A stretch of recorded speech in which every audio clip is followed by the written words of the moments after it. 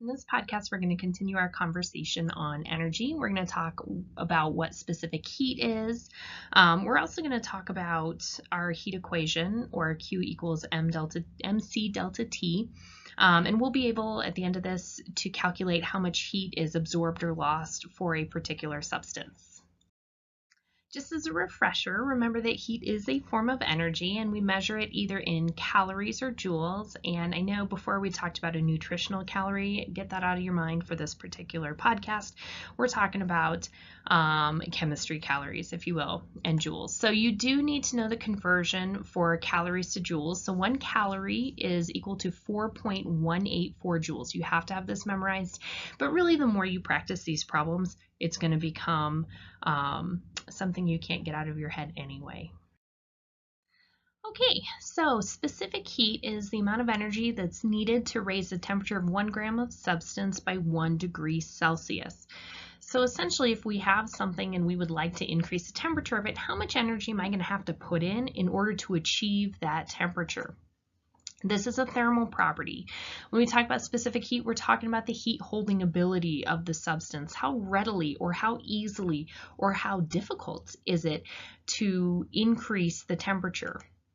If something has a large or a high specific heat, you can think of it as obtaining those higher temperatures very slowly. So it's going to take a lot of energy in order to increase the temperature of that substance. You can think of the opposite as well being true. If it has a small or a low specific heat, it's going to obtain high temperatures very quickly. So it's not going to take a lot of energy for that substance to change in temperature. One of the examples I like to use are the pots and pans that you have in your kitchen. Typically, metals like copper and iron and aluminum are going to have really low specific heats. So what that means is when you put them on the stove and you start adding energy to those metals, they're going to heat up really quickly. It's not going to take a ton of energy or a ton of time for you to reach those cooking temperatures. The handle of the pot tends to be made out of substances that don't achieve high temperatures quickly. This is important for us because we want to grab them with our bare hands. So the handle of the pot is going to have a high specific heat or a large specific heat because of that. All right. The symbol for specific heat, we are usually in class, we'll use an S for that, but you may see it shown as SH for specific heat or just S, but we're going to try to stick to using the symbol C for it. Now, every different substance is going to have a different specific heat or a different C value. In this course, unless you're otherwise told, we are going to assume that the substance you're dealing with is liquid water. And liquid water has a specific heat at 1.00 calories per gram times degree Celsius. And that's going to be important, those units, for canceling when we learn what our MCAT equation is. So that would be one to know. That one's not always given. Keep in mind when we have solid water or ice, or if we have a gaseous water vapor, that C value is going to change. But for us, we're going to kind of stick with liquid water because it's an easy number to add in and we can multiply everything by 1.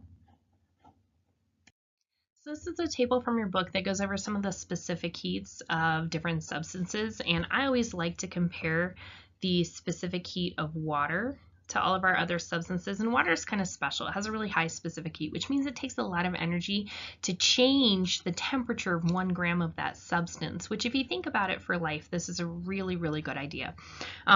We have these large oceans, these large bodies of water, and every day we have this huge energy source, the sun beating down on it. If water wasn't able to absorb a large amount of energy from the sun without these huge changes in temperature, your ocean would boil every single time the sun came up because it would rise to temperature very quickly, and that wouldn't be good for the dolphins that we love so much. When that sun is gone at night, if it doesn't take much energy to change temperature, all that energy can be lost as well, and your temperature of your water will lower such that it can freeze at night.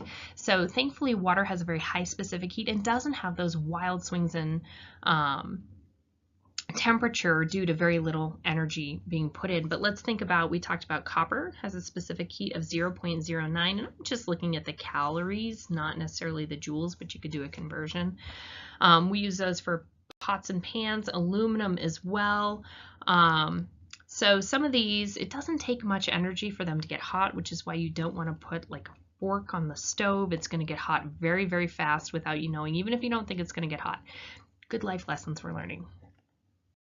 All right, so our heat equation is Q equals mc delta T. Now, your red flag as to when you're going to use this is if you have a temperature change only. You're going to use this calculation and you'll be able to determine how much heat is either absorbed into the substance or is lost to the environment if you have a temperature that is lowering. Q is your heat, and we can report heat in calories or joules, but remember that our specific heat that we wanted to memorize was in calories, so a lot of times you'll be working with this equation with calories, and then later you can convert to joules using that conversion factor. M is for mass. Mass always has to be in grams, and the reason it has to be in grams is because of our specific heat. So notice that the specific heat I've asked you to know, that's the easier number to memorize, is in calories. Can't use joules. I mean, you could if you had the conversion or the different specific heat value in joules, and grams, degrees Celsius. So guess what? Our temperature is also going to have to be in degrees Celsius. And when you put this into the equation, delta just means change in temperature. So you're going to go ahead and subtract the bigger number from the smaller number. We can't have a negative value in there. So just take the difference between those two numbers when you're calculating. All right, so let's work some sample problems. This first question tells us to calculate the calories. So calories is represented by Q in our equation, so we're solving for Q. Released when 25 grams is a mass, thankfully it's in grams already, of water is heated from 15 degrees Celsius to 45 degrees Celsius. So I see right away that we have a temperature change. So this is going to be a Q equals mc delta T problem because we have a change in temperature. I'm going to identify my variables first. So my delta T value in degrees Celsius is fine, is going to be 45 minus 15, so it's going to be 30 degrees Celsius. I'm going to maintain 2 sig figs just because that was what was originally in the problem. That'll help me to stay straight on my sig figs. The mass was indicated as 25 grams, and because they didn't tell me otherwise, I'm going to assume this water is liquid water. And I'm going to assume that I'm going to use the specific heat of liquid water, which is 1.00 grams times degrees Celsius. So now it's just a matter of plugging in these numbers to the equation and punching in those numbers to the calculator. So 25 grams times my specific heat, 1.00 calories per gram degrees Celsius, times my delta T, which is 30 degrees Celsius. Notice how beautifully my specific heat helps me to cancel grams divided by grams, and cancel degrees Celsius, leaving me in calories. And calories is a form of heat. This is what the problem asked me for. That's an appropriate unit for Q, so we are doing well. When you multiply these to by each other, you will wind up with 750 calories straight out of the calculator. And I'm going to go back and just double check. This has 2 sig figs, and everything given in my problem has 2 sig figs. So that would be an appropriate number of sig figs for this problem. We are going to move on to a more difficult problem because it's got a couple conversions in it, and then the on your own problem is going to match more of that first problem we tried, but I want to put something out there for you to reference if things got hard later on. All right, oh, they want us to calculate the joules, so I see we're going to have a conversion there because I only know the specific heat of water in calories. It's given off when 0.50 kilograms. Okay, I see a conversion right there for mass because we're going to have to use mass in grams of water cools from 85 degrees Celsius to 65 degrees Celsius. That is a delta T value. So let's go ahead and see if we can figure out what variables we have and make any conversions necessary and set up our problem. So our Q value is unknown, but I know that my mass is 0.50 0.50 kilograms. So I'm going to need to convert that to grams, and I can do that by either moving my decimal place, or I can do that by dividing by, multiplying by 1,000. Okay, so I'm going to save this conversion. Actually, I'm just going to do the conversion. This is going to be 500. So I move my decimal 1 to 3 to the left, which gives me 500 grams. I'm not going to worry about sig figs right here because I'm going to go back to the problem and look and see, yes, I have 2 sig figs. We're just going to leave it as is rather than putting it into scientific notation just to calculate it right back out again.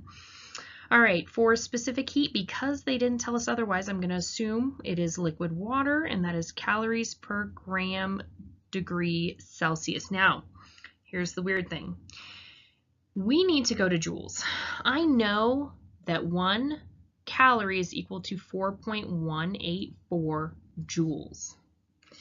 So, because it's this conversion factor, I could actually use, in place of calories, I could say 184 joules per gram degree Celsius. So I can slide that right in there because I'm already dealing with just 1 calorie anyway. So that makes that conversion a lot easier.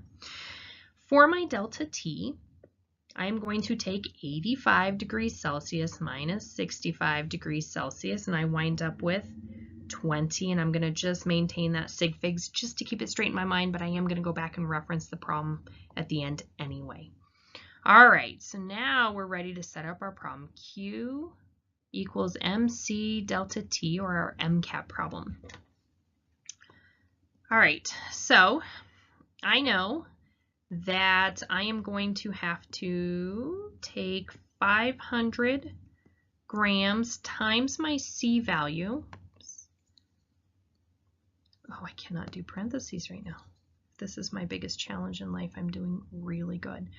All right, times my specific heat value. I've already converted this, so I'm just going to plug the joules in right away, and then that way I have the correct unit that they asked for, and I don't have to do a conversion at the end. Of course, you're welcome to plug in the calorie values and then do a further conversion of your answer at the end if you'd like to as well.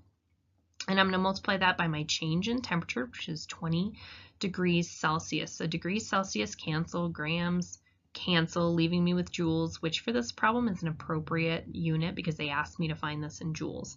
Straight out of the calculator, I get 41,840, which is not the correct amount of sig figs. I need 2 sig figs. 1, 2, draw my line in the sand. I'm going to round up, and then I'm going to use zeros as placeholders, and my unit is joules. So 42,000 joules are lost when 0.5 kilograms of water cools from 85 degrees Celsius to 65 degrees Celsius.